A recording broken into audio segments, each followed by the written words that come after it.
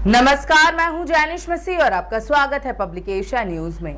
NEET exam जिसे पास करना लाखों बच्चों का सपना होता है, वहीं इस बार नीट रिजल्ट्स में कुछ ऐसा हुआ जिसने सवाल पर सवाल खड़े कर दिए।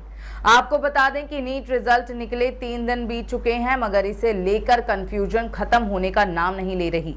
आपको बता दें कि इस साल नीट एग्जाम में 1 नहीं 2 नहीं बल्कि पूरे 67 बच्चों ने 720 में से 720 नंबर लाकर टॉप किया है। मगर ये हैरानी की बात इसलिए है क्योंकि नीट यूजी परीक्षा के इतिहास में ऐसा पहली बार हुआ है जब एक साथ 67 छात्र टॉपर बने हैं। इसके अलावा रिजल्ट आने के बाद से छात्र और पिछली साल नीट 2023 में देश में सिर्फ 2 ही स्टूडेंट्स फुल में से फुल नंबर ला पाए थे। अचानक से आंकड़ा इतना कैसे बढ़ गया, जिससे सब हैरानी में हैं। सोशल मीडिया पर इसे लेकर परीक्षा रद्द करने की मांग ने तूल पकड़ लिया है। रिजल्ट देखने के बाद से ये सवाल खड़े हो गए हैं कि आखिर इतने सारे बच्चों के फुल मार्क्स कैसे आ गए, वो भी नेगेटिव मार्किंग होने के बावजूद। वहीं इन सभी सवालों के बीच अब एनटीए की सफाई सामने आई है, जिसमें एनटीए ने बताया कि फुल मार्क्स देने के पीछे की वजह क्या थी। आपको बता दें कि इस साल नीट के पेपर में एक सवाल पूछा गया था जिसके 4 ऑप्शन थे। जब आंसर की सामने आई तो कैंडिडेट्स ने पुरानी किताब में सही उत्तर लिखे होने का हवाला देते हुए आपत्ति जताई, जिसके बाद एनटीए ने नई और पुरानी किताबों की जांच की और ये सामने आया कि छात्रों के दोनों ऑप्शन सही हैं। ऐसे में जिन्होंने पहले पर टिक किया था उसको भी पूरे नंबर मिले और जिसने दूसरे पर टिक किया था बाद में उसको भी पूरे नंबर दिए गए। लल्लन टॉप ने एनटीए के अधिकारी से बातचीत की। अधिकारी ने गलत जवाब वाली बात पर कहा कि हम सभी उम्मीदवारों को नीट की तैयारी के लिए सिर्फ एनसीईआरटी किताबों से तैयारी करने की सलाह देते हैं, इसलिए हमने उन सभी उम्मीदवारों को क्रेडिट देने का फैसला दिया जिन्होंने तीसरा ऑप्शन चुना। भारत में सदियों से बड़े भाई बहन अपनी किताबें अपने छोटे भाई बहनों को देते हैं और इसमें कोई बुराई नहीं है। हम सब ने ये किया है। एनटीए छात्रों को नई किताबें खरीदने के लिए भी नहीं कह सकता क्योंकि हर किसी के लिए आसान नहीं हो सकता। अब हम एक बैठक करेंगे और ऐसी स्थिति के लिए उचित प्रोटोकॉल बनाएंगे। उन्होंने बताया कि एनटीए ने उन सभी स्टूडेंट्स को 5 मार्क्स दिए जिन्होंने तीसरे ऑप्शन को चुना। इस वजह से कुल 44 छात्रों के अंक 715 से बढ़कर 720 हो गए, जिससे टॉपर्स की संख्या बढ़ गई। वहीं कुछ छात्रों, कोचिंग संचालकों और एक्सपर्ट्स ने कहा कि कुछ छात्रों ने 718 और 719 नंबर आए, जो कि संभव ही नहीं है। इससे परीक्षा में गड़बड़ी होने का संदेह और मजबूत होता है। तर्क देते हुए स्टूडेंट्स ने बताया कि नीट का पेपर 720 नंबर का होता है और हर सवाल 4 नंबर का होता है और अगर गलत आंसर पर 1 अंक की नेगेटिव मार्किंग भी होती है।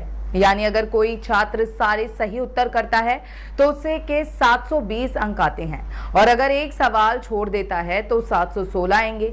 वहीं अगर एक सवाल गलत किया हो तो उसके 715 आएंगे। ऐसे में 718 या 719 नंबर हासिल करना मुमकिन ही नहीं है। आपको बता दें कि एक स्टूडेंट विशाखा सुमन को 719 और यश कटारिया को 718 अंक मिले हैं। इन दोनों का नाम एनटीए की लिस्ट में है।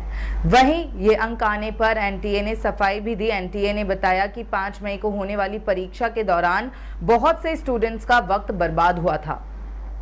टाइम लॉस होने पर स्टूडेंट्स ने एनटीए से शिकायत की थी।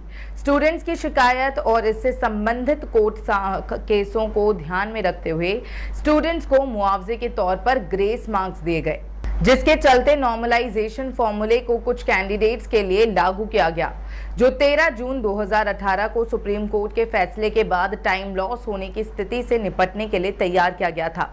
ग्रेस मार्क्स देने की वजह से ही उनके नंबर 718 और 719 आए हैं।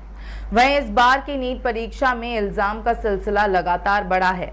आपको बता दें कि नीट यूजी परीक्षा में एक ही कोचिंग सेंटर के कई टॉपर्स होने का दावा भी किया जा रहा है। आपको बता दें कि दावा किया गया है कि 100 टॉपर्स की लिस्ट में 8 बच्चे ऐसे हैं जिनका कोचिंग सेंटर एक ही था। इनमें से 6 स्टूडेंट्स तो ऐसे हैं जिनकी रैंक 1 आई है, बाकी बच्चों की रैंक 68 और 69 आई है। आपको बता दें सोशल मीडिया साइट एक्स पर बताया गया कि सीरियल नंबर 62 से लेकर 69 तक एक ही सेंटर के हैं। नीट पेपर लीक और नीट रिजल्ट 2024 में गड़बड़ियों को लेकर उठ रहे सवालों ने लाखों बच्चों और उनके पेरेंट्स को परेशान करके रख दिया है। क्या नीट 2024 रद्द हो गया है? क्या नीट एग्जाम कैंसिल होगा? क्या नीट फिर से आयोजित किया जाएगा? इन सवालों ने बच्चों की नींद उड़ा रखी है। आपको बता दें कि ये मामला सुप्रीम कोर्ट में भी जा चुका है। कोर्ट क्या फैसला देगा, इसे एक पुराने मामले से समझ सकते हैं। जब मेडिकल एंट्रेंस एग्जाम स्कैम पर एससी का जजमेंट आया था। ये बात साल 2015 की है, जब नीट का नाम भी नहीं था। एमबीबीएस बीडीएस एडमिशन के लिए नेशनल लेवल मेडिकल प्रवेश परीक्षा all India pre medical test हुआ करती थी। सीबीएसई AIPMT का आयोजन करता था। उस वक्त पेपर लीक की खबर फैली थी। आरोप थे कि कई एग्जाम सेंटर्स पर इलेक्ट्रॉनिक डिवाइसेस के जरिए स्टूडेंट्स को क्वेश्चन पेपर के आंसर भेज दिए गए थे। तब एग्जाम 3 मई को हुई थी और 5 जून को रिजल्ट आने थे। लेकिन कोर्ट ने 15 जून को फैसला दिया कि मेडिकल एंट्रेंस एग्जाम कैंसिल किया जाए और परीक्षा 4 हफ्ते में दोबारा से ली जाए। सीबीएसई की ओर से सॉलिसिटर जनरल रंजीत कुमार ने शीर्ष अदालत में दलील दी कि सिर्फ 44 स्टूडेंट्स धांधली में लिप्त पाए गए हैं। इसके लिए 6,03,000 बच्चों से दोबारा परीक्षा नहीं दिलवाई जा सकती। इस पर जस्टिस आके अग्रवाल और जस्टिस अमिताभ रॉय की बेंच ने कहा था, अगर एक भी छात्र को गैरकानूनी तरीके से फायदा पहुंचता है तो पूरा एग्जाम बिगड़ जाता है। आपको बता दें कि इस साल नीट में 24 लाख से ज्यादा बच्चे शामिल हुए थे। देखा जाए तो एप्लीकेंट्स की ये संख्या 2015 के AIPMT की तुलना में 3 गुना ज्यादा है। पेपर लीक का मामला भी है और रिजल्ट भी नीट में घोटाले के संकेत दे रहा है। हालांकि नेशनल टेस्टिंग एजेंसी NTA ने हर आरोप पर अपनी सफाई दी है, लेकिन सुप्रीम कोर्ट में नीट की री एग्जाम को लेकर याचिकाएं दायर हैं।